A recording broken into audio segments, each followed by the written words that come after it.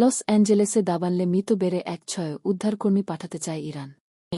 Loss অ্যাঞ্জেলেসে ভয়াবহ দাবানল মৃতের সংখ্যা বেড়ে দাঁড়িয়েছে ১৬ জন।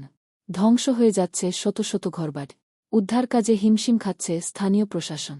এমন পরিস্থিতিতে ইরান তাদের উদ্ধারকর্মী দল পাঠানোর আগ্রহ প্রকাশ করেছে। বিশেষজ্ঞরা বলছেন, দাবানলের তীব্রতা কমাতে আন্তর্জাতিক সহযোগিতা প্রয়োজন। এই দাবানল কেন এত ভয়াবহ রূপ নিয়েছে, আর ইরানের সাহায্যের প্রস্তাব কেমন প্রভাব ফেলতে পারে, জানুন আরও বিস্তারিত আমাদের ভিডিওতে। আপনার মতামত জানাতে ভুলবেন না।